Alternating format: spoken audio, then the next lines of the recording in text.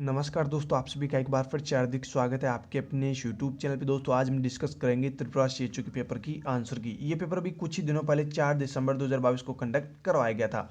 Total इस paper में 100 question पूछे गए हैं जो कि बहुत ही ज़्यादा इंपॉर्टेंट है आपकी हर एक कॉम्पिटिटिव एग्जाम के लिए। चाहे आप स्टेट गवर्नमेंट की तैयारी कर रहे हो, चाहे आप सेंट्रल गवर्नमेंट की तैयारी कर रहे हो, जो भी आप प्रिपरेशन कर रहे हो, आपके लिए ये सभी के सभी क्वेश्चंस बहुत ही ज़्यादा इंपॉर्टेंट होने वाले हैं। तो आप इस पूरे पेपर को अच्छे से ज़रूर देखना। और जो भी राजस्थान सीएचओ और हरियाणा सीएचओ की प्रिपरेशन कर रहे हैं, उनकी एग्जाम नज़दीक आ चुकी है, तो आप लोग तो इन पेपर्स को अच्छे से ज़रूर देख लेना। जो भी सीएचओ के प्रीवियस ईयर के पेपर्स आपको मिलते हैं वो आप अच्छे से ज़रूर पढ़ लेना। दोस्तों इसमें टोटल 100 क्वेश्चन पूछे गए, जिनमें से आज के इस पार्ट के अंदर हम 50 क्वेश्चन डिस्कस करेंगे। रिमेनिंग 50 क्वेश्चन आपको नेक्स्ट पार्ट के अंदर मिल जाएंगे। एक चीज़ मैं आपको और बता दूं, ये जो भी पीडीएफ है यहाँ पे हमारे ऐप के ऊपर मिल जाएगी। ऐप के ऊपर ऑल प्रीवियस ईयर पेपर्स के अंदर 20+ सीएचओ के पेपर्स हमने प्रोवाइड करवा रखे हैं, तो वो आप वहाँ से देख सकते हैं। ऐप की लिंक आपको डिस्क्रिप्शन में दे रखी है। चलिए हम स्टार्ट करते हैं और फटाफट से 50 क्वेश्चन सॉल्व कर लेते हैं। दोस्तों अगर आप हमारे चैनल पे नए नए आए हैं तो आप प्लीज़ चैनल को सब्सक्राइब करके बेल आइकन बटन को प्रेस जरूर कर लेना, ताकि आपको हर एक लेटेस्ट वीडियोज़ की अपडेट जल्दी से जल्दी मिलते रहे। चलिए यहाँ पे पहला क्वेश्चन पूछा गया है, total number of antenatal visit bye pregnant lady should be at least. Question में आपको पूछा गया कि एक प्रेग्नेंट लेडी को कम से कम कितने एंटीनेटल विजिट करवाने चाहिए। टोटल नंबर आपको पूछा गया है, तो कम से कम आपको यहाँ पे राइट आंसर करना है ऑप्शन सेकंड 3। 3 एंटीनेटल विजिट तो कम से कम प्रेग्नेंट लेडी को करवाने चाहिए। नेक्स्ट क्वेश्चन देखिएगा, if the woman does not nurse her child the menstruation flow will probably resume with in.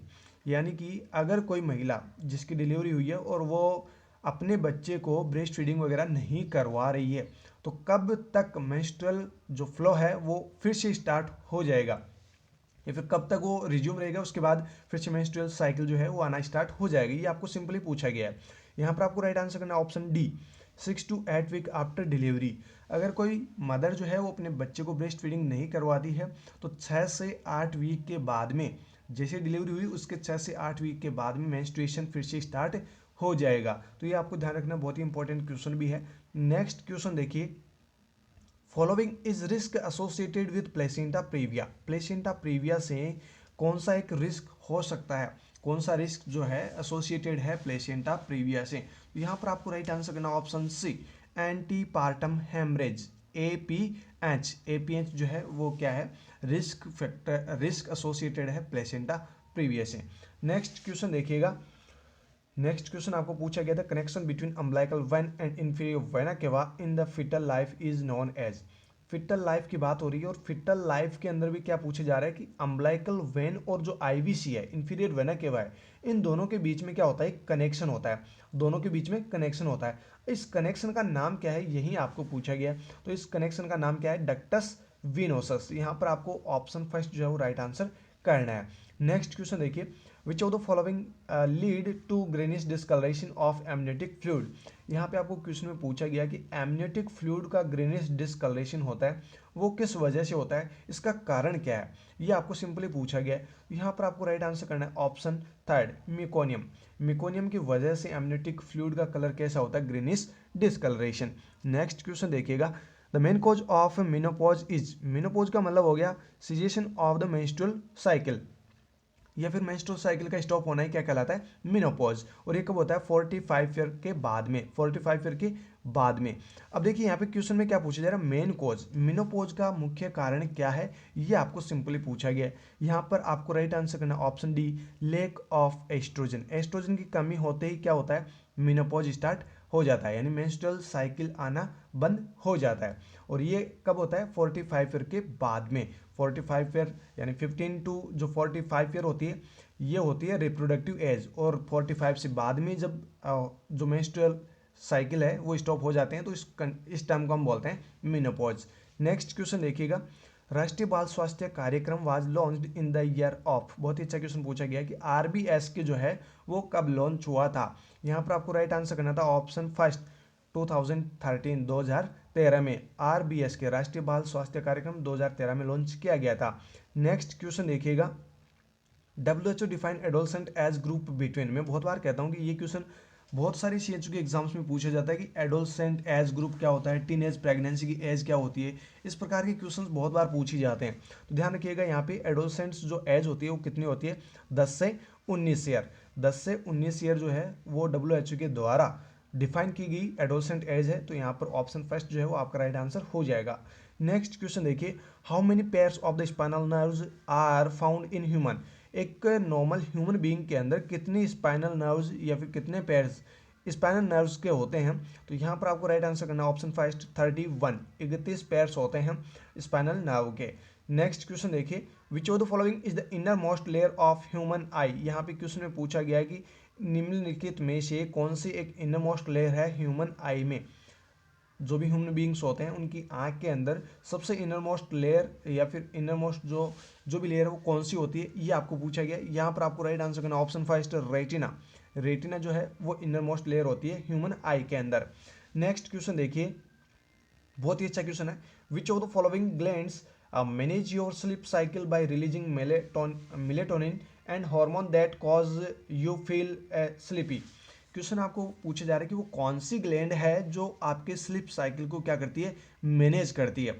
अब स्लीप साइकिल मैनेज किससे होता है, मेलेटोनिन हार्मोन से। ये मेलेटोनिन हार्मोन कौन सी ग्लैंड से सिक्रीट होता है, ये आप लोगों को पता होना चाहिए। अगर ये मेलेटोनिन हार्मोन प्रॉपर सिक्रीट हो रहा है तो ये आपको क्या करेगी, फील स्लीपी, आपको नींद का एहसास करवाएगी और आपको नींद भी आ जाएगी। तो ये जो मेलेटोनिन है वो कौन सी ग्लैंड से सिक्रेट होता है, ये आपको पूछा गया है। तो यहाँ पर आप लोगों को राइट आंसर करना option first pineal gland. Pineal gland से मेलेटोनिन हार्मोन सिक्रेट होता है और ये हार्मोन किस में रेस्पॉन्सिबल होता है, स्लीप के अंदर। अच्छे से पर्सन्स जो भी होते हैं उनको अच्छे से नींद आने में जो हेल्प करता है वो कौन करता है, मेलेटोनिन। नेक्स्ट क्वेश्चन देखिए, which of the following SDG also include the focus of reducing maternal, newborn and child mortality। कौन सी वो SDG है जिसके अंदर maternal, newborn and child mortality, कौन कौन सी maternal, newborn and child mortality को रिड्यूस करने के बारे में फोकस किया गया है। आपने 17 SDG पढ़े होंगे, अगर नहीं पढ़े हैं तो वो SDG आप पढ़ लेना वहाँ से। 17 प्रकार के SDG वहाँ पे दे रखे हैं, उनमें से कौन सा वो SDG है जिसका फोकस है कि मैटरनल, न्यूबॉर्न और चाइल्ड मॉर्टेलिटी को रिड्यूस किया जाए। तो यहाँ पर आपको राइट आंसर करना ऑप्शन सेकंड SDG थर्ड। जो SDG थर्ड है उसका मेन फोकस क्या है, मैटरनल, न्यूबॉर्न और चाइल्ड मॉर्टेलिटी को कम करना। नेक्स्ट क्वेश्चन देखिए, which of the following does not come under national vector borne disease control programme. यहाँ पे क्वेश्चन में पूछा जा रहा है NVBDCP यानी कि national vector borne disease control programme के अंदर कौन सा एक नहीं आता है या फिर कौन सी वो बीमारी है जो इस प्रोग्राम के तहत नहीं आती है। यहाँ पर आप लोग को राइट आंसर करना ऑप्शन सी एड्स। एड्स को छोड़कर बाकी जो 3 बीमारियां आपको दिखाई दे रही है, मलेरिया, फाइलेरिया एंड डेंगू, ये सभी NVBDCP इसके अंतर्गत आती है, एड्स नहीं आता है। ठीक है, नेक्स्ट क्वेश्चन देखिए, Tripura health assurance scheme for poor यानी THASP was launch in which year. Tripura CHU का पेपर है तो वहाँ का जो जीके का क्वेश्चन होगा वो तो पूछा ही जाएगा। देखिए यहाँ पे THASP जो है वो कब लॉन्च हुआ था, ये आपको पूछा गया है और यहाँ पर आप लोगों को राइट आंसर करना था ऑप्शन फर्स्ट 2014। नेक्स्ट क्वेश्चन देखिए, under national tuberculosis elimination programme how many sub district TB unit are there in the state of Tripura. जो NTP प्रोग्राम चल रहा है इसके तहत कितनी सब डिस्ट्रिक्ट TB यूनिट बनाई गई है त्रिपुरा के अंदर, ये आपको पूछा गया था। यहाँ पर आपको आंसर करना था ऑप्शन सेकंड 18, 18 यहाँ पे आपको राइट आंसर करना था। नेक्स्ट क्वेश्चन देखिए, which of the following organisation has released the global TB report 2022। 2022 की जो ग्लोबल TB रिपोर्ट है वो किस ऑर्गेनाइजेशन के द्वारा रिलीज की गई। तो यहाँ पर आपको राइट आंसर करना था option first WHO world health organisation के द्वारा ग्लोबल TB रिपोर्ट 2022 रिलीज की गई थी। नेक्स्ट क्वेश्चन देखिए, chief minister mission Drishti programme is launched by honourable CM government of Tripura on. जो त्रिपुरा के CM हैं उनके द्वारा एक प्रोग्राम लॉन्च किया गया था, chief minister mission Drishti programme. ये कब लॉन्च किया गया था, ये आपको सिंपली पूछा गया है। यहाँ पर आपको राइट आंसर करना था ऑप्शन थर्ड 12 मार्च 2021, मतलब 12 मार्च 2021 को ये प्रोग्राम लॉन्च किया गया था CM के द्वारा। नेक्स्ट क्वेश्चन देखिए, world breast feeding week is observed every year during which month. ये सेंट्रल गवर्नमेंट के एग्जाम में भी बहुत बार पहले पूछा जा चुका है और CHU के एग्जाम्स में बहुत बार ये पूछा भी जाता है। ये ब्रेस्ट फीडिंग वीक कौन सा होता है, ये आपको सिंपली पूछा गया है। कौन से मंथ के अंदर ये ब्रेस्ट फीडिंग वीक जो है वो ऑब्जर्व किया जाता है, कब मनाया जाता है। यहाँ पर आप लोगों को राइट आंसर करना ऑप्शन सेकेंड, अगस्त। अगस्त का जो फर्स्ट वीक होता है उस वीक को हम ब्रेस्ट फीडिंग वीक के नाम से जानते हैं। नेक्स्ट क्वेश्चन देखिए, राष्ट्रीय पोषण माह is observed every year during which month. जो राष्ट्रीय पोषण माह है वो साल में कौन से महीने में ऑब्जर्व किया जाता है या सेलिब्रेट किया जाता है या मनाया जाता है। यहाँ पर आपको राइट आंसर करना था ऑप्शन थर्ड, सितंबर। सितंबर में राष्ट्रीय पोषण माह जो है वो ऑब्जर्व होता है हर साल। नेक्स्ट क्वेश्चन देखिए, union government of India has set the target of eliminate काला आजार फ्रॉम कंट्री बाय। बहुत ही अच्छा क्वेश्चन है, ये आपको भी पूछा जा सकता है, जो भी नेक्स्ट कॉम्पिटिटिव एग्जाम होने वाली उनमें भी ये क्वेश्चन पूछा जा सकता है कि जो गवर्नमेंट ऑफ इंडिया है उन्होंने एक टारगेट सेट किया है। टारगेट क्या है उनका, काला आजार को एलिमिनेट करना, हमारे इस देश से काला आजार को एलिमिनेट करना। तो ये जो सेट किया उन्होंने ये गोल या फिर जो टारगेट सेट किया है ये कब तक किया है, ये कब तक मतलब एलिमिनेट करना है, ये आपको क्वेश्चन में पूछा गया। यहाँ पर आपको राइट आंसर करना है ऑप्शन फर्स्ट। यहाँ पे जो अभी साल चल रही है 2023, ये साल लास्ट तक गवर्नमेंट ऑफ इंडिया ने एक सेट किया है टारगेट कि काला आजार से मुक्ति पाले, अपने देश में काला आजार किसी को भी ना हो, मतलब काला आजार कंप्लीटली एलिमिनेट हो जाए हमारे इस देश से। तो ये 2023 का ये सेट है, मतलब ये गोल जो सेट किया गया 2023 के लिए किया गया है। अभी पूरी साल बाकी है, अभी तो जनवरी स्टार्ट हुआ है, तो एक साल के अंदर अंदर ये काम गवर्नमेंट ऑफ इंडिया को करवाना है। नेक्स्ट क्वेश्चन देखिए, who is the current health and family welfare minister of Tripura. Tripura के कौन अभी health and family welfare minister है, ये आपको पूछा गया। यहाँ पर आपको राइट आंसर करना option second, professor doctor Manik Saha. Next question देखिए, IPHS for sub centre, primary health centre, community health centre and sub district and district hospital we are published in January and February 2007 and have been used as the reference point for public health care infrastructure planning and upgradation in the state and UT's IPHS stands for। देखो यहाँ पे इतनी बड़ी कहानी कही गई है, कहानी में ये पूछा गया है सिर्फ और सिर्फ कि IPHS का मतलब क्या है। इन्होंने ये कहा है कि जो IPHS है वो चाहे सब सेंटर हो, PSC हो, CSC हो, डिस्ट्रिक्ट हॉस्पिटल हो या सब डिस्ट्रिक्ट हॉस्पिटल हो, जो भी हो, सारे के सारे अपने जो भी इंफ्रास्ट्रक्चर है उनके लिए जो भी अपग्रेडेशन के लिए जो भी पैसे वगैरह चाहिए होते हैं वो IPHS के तहत वो अपना काम वगैरह करवा सकते हैं। अब आपको ये पूछा जा रहा है कि IPHS का मतलब क्या है, सिंपली ये आप लोगों को पूछा गया है। तो यहाँ पर आप लोगों को राइट आंसर करना है option first, Indian public health standard. इस IPHS का मतलब क्या है, इंडियन पब्लिक हेल्थ स्टैंडर्ड्स, जिसके तहत सभी अपग्रेडेशन, इंफ्रास्ट्रक्चर प्लानिंग ये सारी कुछ कर सकते हैं।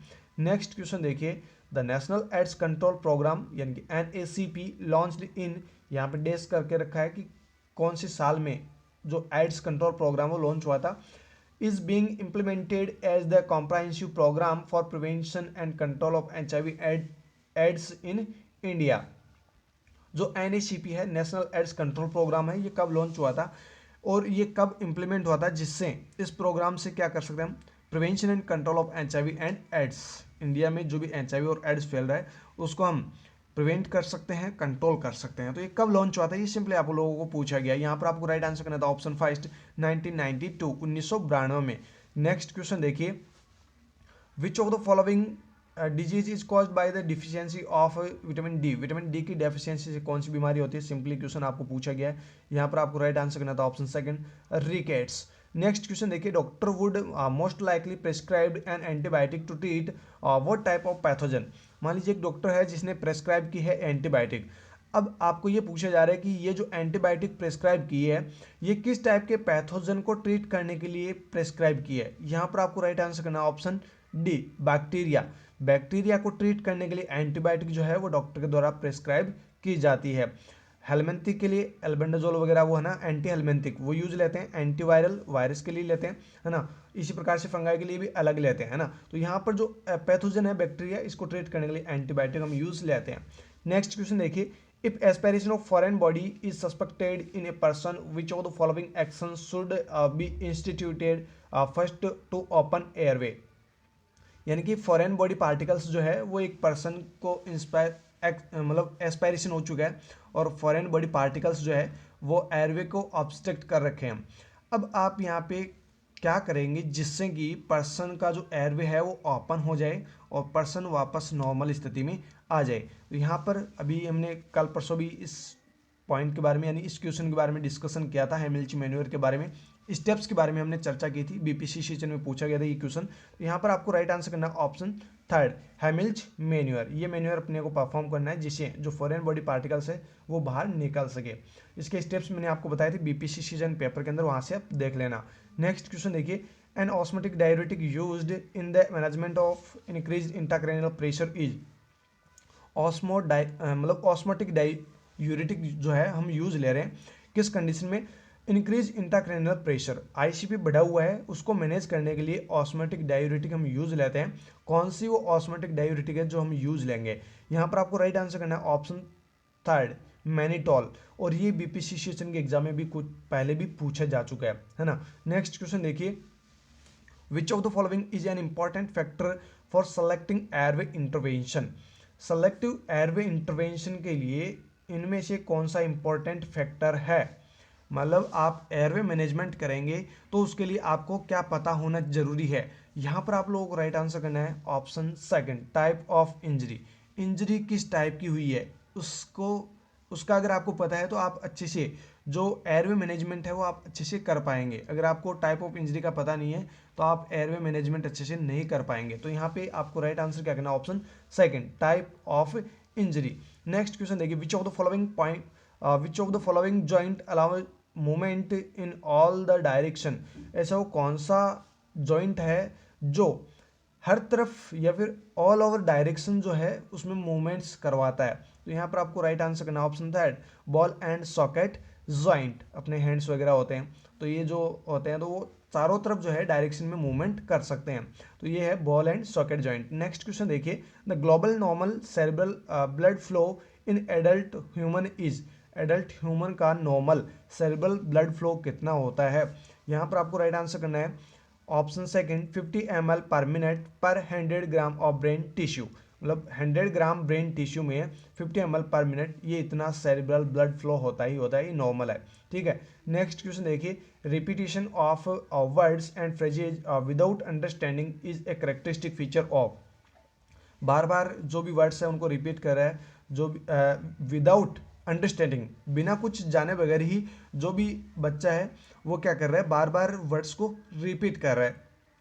तो ये किसका करेक्टरिस्टिक फीचर है, कौन से बच्चों का ये करेक्टरिस्टिक फीचर है, किसमें ये देखने को मिलता है ऐसा। तो यहाँ पर आपको राइट आंसर करना ऑप्शन सेकंड, टॉडलर्स। जो टॉडलर्स होते हैं वो ऐसा काम करते हैं, जैसे आपने जो भी कहा वो फिर से वो रिपीट करके उसी बात को बोल देंगे, है ना। तो मतलब उनकी वो रिपीट करने की वो आदत होती है, तो ये मोस्टली टॉडलर्स में देखने को मिलती है। नेक्स्ट क्वेश्चन देखिए, out of the following options in children the Wilms tumour metastasis is most commonly found in. देखिए आपको किडनी का एक सवाल पूछा गया है, देखिए क्या पूछा गया है, विल्म्स ट्यूमर मेटास्टेसिस ये बच्चों में मोस्टली देखने को मिलती है, मोस्ट कॉमनली ये बच्चों में होती है। तो ये कौन से पार्ट को अफेक्ट करती है, ये सिंपली आपको पूछा गया है। यहाँ पर आपको राइट आंसर क्या करना है, ऑप्शन थर्ड, किडनी। किडनी में होती है विल्म्स ट्यूमर और ये मोस्ट कॉमन ट्यूमर होती है जो बच्चों में देखने को मिलती है। नेक्स्ट क्वेश्चन देखिए, a new born is meconium stained, meconium present in the mouth, no breathing, heart rate is 80 beats per minute, immediate management will be. देखिए बहुत ही अच्छा क्वेश्चन पूछा गया है कि एक न्यूबॉर्न है और वो म्यूकोनियम स्टैंड है, यानी कि जो मिकोनियम है वो माउथ के अंदर, बच्चे के माउथ में क्या है, प्रेजेंट है। ब्रीदिंग बच्चा नहीं कर रहा है और हार्ट रेट जो है वो 80 बीट पर मिनट आ रही है। तो आप इमीडिएटली क्या मैनेजमेंट करेंगे इस बच्चे के साथ। तो यहाँ पर आपको राइट आंसर क्या करना है, ऑप्शन थर्ड, सीपीआर नहीं देना है, यहाँ पे आपको ऑप्शन थर्ड करना है, वार्मथ एंड सक्शन। बच्चे का सक्शन करना है। आप सभी को पता ही है सक्शन जब बच्चे में हम करते हैं तो सबसे पहले माउथ का करते हैं, देन उसके बाद हम नोज का करते हैं। तो माउथ में क्या है, म्यूकोनियम प्रेजेंट है तो इसको सबसे पहले सक्शन करना है। साथ ही साथ बच्चे को हाइपोथर्मिया से भी बचाना है। तो ये दोनों के दोनों आपको इमीडिएटली काम करने हैं। नेक्स्ट क्वेश्चन देखिए, hand foot syndrome, hematuria and autosplenectomy is seen in which of the following condition. ऐसी वो कौन सी कंडीशन है जिसमें hematuria, autosplenectomy and hand foot syndrome देखने को मिलता है। तो ये बहुत ही अच्छा क्वेश्चन है, ये आपकी जो भी सेंट्रल गवर्नमेंट के एग्जाम्स होती है, फ्यूचर जो भी कम्पिटेटिव एग्जाम्स होगी वहाँ से वहाँ मतलब आपको ये क्वेश्चन पूछा जा सकता है। फुट हैंड फुट सिंड्रोम कौन सी बीमारी में देखने को मिलता है, कौन सी बीमारी का करेक्टरिस्टिक फीचर है, तो आप राइट आंसर कर देना sickle cell disease. Sickle cell disease में हिमेचूरिया भी होता है, हैंड फुट सिंड्रोम भी होता है और ऑटोस्प्लेनेक्टमी भी देखने को मिलती है। तो बहुत ही अच्छा क्वेश्चन है। नेक्स्ट क्वेश्चन देखिए, babies born before 28 week gestation are termed as. 28 week से पहले ही बच्चे का क्या हो चुका है, जन्म हो चुका है। 28 वीक के गेस्टेशन से पहले बेबी बॉर्न हो चुका है, तो इस बेबी को किस टर्म से जानेंगे या फिर इस बेबी को हम क्या बोलेंगे। तो यहाँ पर आपको राइट आंसर करना है ऑप्शन डी, प्री टर्म तो बोलेंगे, लेकिन कौन सा प्री टर्म बोलेंगे, एक्सट्रीम प्री टर्म बेबी। इस बेबी को हम बोलेंगे extreme preterm baby. Next question देखिए, all of the following are leading causes of death among the low birth weight baby except. यानी लो बर्थ वेट बेबीज के सभी यहाँ पे क्या है, कॉज है डेथ के, एक को छोड़कर एक्सेप्ट से पूछा है। तो यहाँ पर आपको राइट आंसर क्या करना है, एक्सक्लूसिव ब्रेस्ट फीडिंग।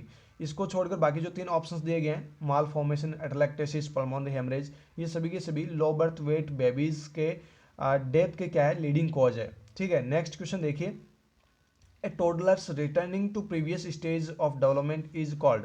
यानी टोडलर्स जो है वो प्रीवियस स्टेज में वापस जाते हैं, यानी कि प्रीवियस जो स्टेज रही है उनकी डेवलपमेंट की, उसमें अगर वापस चले जाते हैं तो इस टर्म को हम क्या बोलते हैं।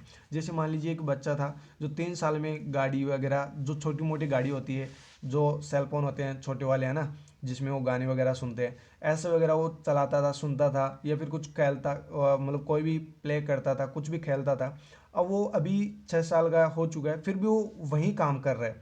तो इस मतलब वापस, पहले बीच में थोड़ा सा गैप रहा, फिर से वो वापस उसी स्टेज में चला गया, उसी डेवलपमेंट स्टेज में चला गया, तो इसको हम बोलते हैं रिग्रेशन। यहाँ पर आपका राइट आंसर क्या हो जाएगा, ऑप्शन डी। नेक्स्ट क्वेश्चन देखिए, a defect in brain development resulting in missing brain hemispheres skull and scalp is called. Brain development का एक डिफेक्ट है जिसका नाम आपको पूछा गया है, जिसमें क्या हो रखा है, ब्रेन हेमिस्फीयर जो है वो मिसिंग रहेंगे, स्कल भी मिसिंग रहेगा और स्कैल्प, ये तीनों ही चीज़ें नहीं रहेगी। तो ऐसी कौन सी वो बीमारी है जिसमें ऐसा हो सकता है, ऐसा कौन सा डिफेक्ट है। यहाँ पे आपको राइट आंसर करना ऑप्शन सेकंड, एनेंसिफेली। एनेंसिफेली में क्या होता है, ब्रेन हेमिस्फीयर, स्कल और स्कैल्प, तीनों ही चीज़ें मिसिंग होती है। नेक्स्ट क्वेश्चन देखिए, premature closure of cranial suture is called. बहुत ही अच्छा क्वेश्चन है, ये आपकी एम्स के एग्जाम में मिल सकता है। प्री मेच्योर क्लोजर अगर हो रहा है क्रेनियल फ्यूचर्स का, तो इस टर्म को हम क्या कहेंगे, इस टर्म को बोलते हैं क्रेनियोसाइनोस्टोसिस। क्रेनियोसाइनोस्टोसिस किस टर्म को बोलेंगे, प्री मेच्योर अगर क्लोजर हो जाए क्रेनियल फ्यूचर्स, तो इस टर्म को बोलते हैं हम क्रेनियोसाइनोस्टोसिस। बहुत इंपॉर्टेंट क्वेश्चन है। नेक्स्ट क्वेश्चन देखिएगा, an urethral defect in which of the opening is one of the ventral surface of the penis is called. देखिए जो यूरिथ्रल डिफेक्ट है वो आपको बताना है, जिसमें क्या हो रखा है, जो ओपनिंग है पेनिस की वो वेंट्रल सरफेस से हो रही है। तो वो कौन सी डिफेक्ट या फिर कौन सी वो बीमारी हो सकती है जिसके अंदर जो ओपनिंग है पेनिस की वो वेंट्रल सरफेस पे होती है। तो यहाँ पर आपको राइट आंसर करना है ऑप्शन सेकंड, हाइपोस्पाडियासिस। एपिस्पाडियासिस में क्या होता है, डोर्सल सरफेस, लाइन वही रहेगी लेकिन यहाँ पे एक वर्ड चेंज हो जाएगा, वो हो जाएगा डोर्सल सरफेस। तो वो आपकी डेफिनेशन हो जाएगी एपिस्पाडियासिस की, और यहाँ पे वेंट्रल सरफेस पूछा गया तो राइट आंसर हो जाएगा आपका हाइपोस्पाडियासिस। नेक्स्ट क्वेश्चन देखिए, a higher pitch click may occur with flexion and extension of the hip is a sign of. आपने क्या किया है, हायर पिच क्लिक किया है, बच्चे को आपने हायर पिच क्लिक किया है, देन बच्चा क्या कर रहा है, फ्लेक्शन और एक्सटेंशन कर रहा है, सिर्फ और सिर्फ किसमें, हिप्स के अंदर। यानी कि लेग्स में कोई उसमें एक्सटेंशन फ्लेक्शन बच्चा नहीं कर रहा है, सिर्फ और सिर्फ हिप्स में एक्सटेंशन और फ्लेक्शन कर रहा है। तो इस बच्चे को क्या हो सकता है, कौन सी बीमारी की साइन है। तो यहाँ पर आपको राइट आंसर करना है option second, developmental dysplasia of hip, DDH, developmental dysplasia of hip. यहाँ पे ऑप्शन सेकंड राइट आंसर हो जाएगा।